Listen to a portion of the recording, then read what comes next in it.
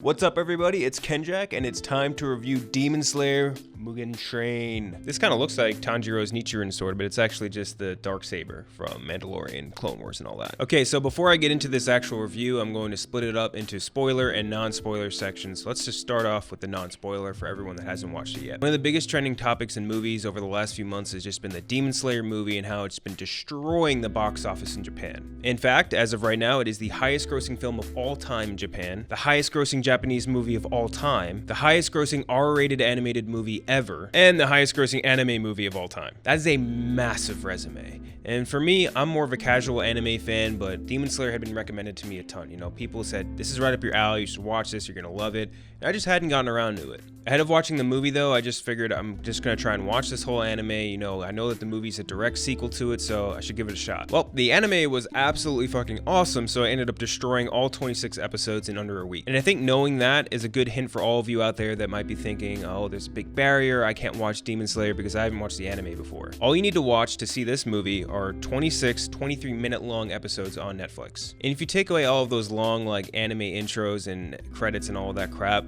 they're really more like 18 minutes long. So if you boil it down, it's a little bit less than 8 hours of total watch time. And I'm pretty sure any of you can handle that in a week without a problem. Now, for the actual movie. Again, we're in the no spoiler section, and I can say without spoiling that it is the first anime movie that I ever personally saw in a theater, and I am now hooked on the experience because this movie was awesome. It's beautiful, it's emotional, and it has some of the best looking anime action I've ever seen in my entire life. It's also fluid, it's really well paced, and it has a third act that I think is going to get you super deep into your feels, while also just sort of like reveling in the technical experience you just witnessed. I will say though that the barrier of watching the entire anime is definitely real. You should definitely have to watch the whole thing in order to get the entirety of this movie. For fans of that anime though, you are going to fucking love this movie. Now let's get into the spoiler section a little bit for those of you that have seen it. When the anime left off, I was curious of where Tanjiro's story was going to go because, you know, now Nezuko is acknowledged by the Corps, and they had sent him on a mission with Rengoku, who is one of the Hashira who really was against Nezuko being acknowledged. I like how the movie gave us a little bit of a setup right in the start to let us know where everyone stands, and then got us straight into the action. The way they did lower rank one's powers of like inducing dreams and all of that, I found really cool, and it almost reminded me a little bit of Inception at times. I love that idea of people having to fight against their own personal deepest desires in order to escape and become self-aware of what's happening. And the idea of Tanjiro having to commit suicide so many times in order to escape, where like he is kind of losing track of what's reality and what's not,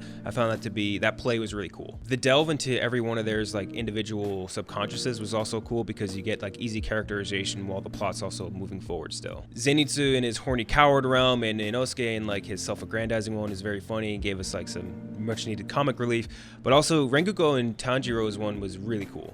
Rengoku's like inner fire and desire was just a really interesting idea, and I like how they gave us some background to him as a character because it helped us form an attachment to him in the short time span they had for the movie. And Tanjiro's like inner warmth and tranquility, and that was like so overwhelmingly good that it even was able to convert the guy that was trying to kill him. Was just, I love that. And I love the follow-up battle with Enmu because the whole idea of him fusing with the train, like it was so disgusting and nasty, and it also put all of the Slayers in a tough spot because, you know, they're trying to fight and defeat him while at the same time fulfilling their duty to save everyone on the train. I feel like you see this a lot in anime too, where like you'll have the heroes put inside of a bad guy or inside of something the bad guy puts together.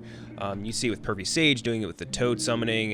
You see it with Mimic in My Hero Academia, these are just two random examples I thought of. There's definitely better ones out there, but I love that play because it makes everything cramped in small scale and everything was a fight against the clock. Tanjiro and Inosuke's teamwork to try and beat him and behead him, and it was really cool. I love how they put that all together, and with all the final moves especially, they looked great. Like there was a stunning sequence leading into that, and it almost felt like that was a final fight at first, and that we just hadn't even seen anything yet. The follow-up battle of Rengoku versus Akaza, or Upper Moon 3, was one of the most beautiful fight sequences I'd ever seen. And like their sort of like his fire style, it was so just vibrant and colorful up against like the black night like backdrop that everything was happening in, and just it looked so goddamn cool. And blending this fight with some more backstory for Rengoku was a really good idea, just because, you know, it helped us form, I think, more of an understanding of his inner fire, and also it made it more of a gut punch when he died. A lot more of a gut punch than it should have been for a character we'd only really been introduced to like maybe an hour previous, not even. So that was awesome. And Tanjiro watching all of this happen and just his despair as to what's happening with Rengoku and like his desire to prove Akaza wrong. Like, hey, look, you failed. Rengoku saved everyone on the train. He wins, you lost, you're running away like a coward. Like, I think that moment was really hard to bear and very just exceptionally well done. I think that this is an incredibly well-made movie that is one of the singular best animated movie experiences I've ever had in my life, and I give it a 95 out of 100. I definitely have questions of where they're going to go now, especially since like the Hashira just lost one of their best swordsmen, but I think the logical next step, just based off of what we learned in this, is that, you know, Tanjiro is going to go and find out more information about his dad. But again, awesome movie. There isn't a huge barrier to entry. I mean, you can go watch the anime in less than a week and go catch this in a theater. It is a great movie, and it lives up to the goddamn hype. If you guys want me to do more reviews of anime, whether it's full series or seasons or anything like that, just let me know. Sound off in the comments. That's all you need to do. Until then, I'm Ken Jack. See you next time.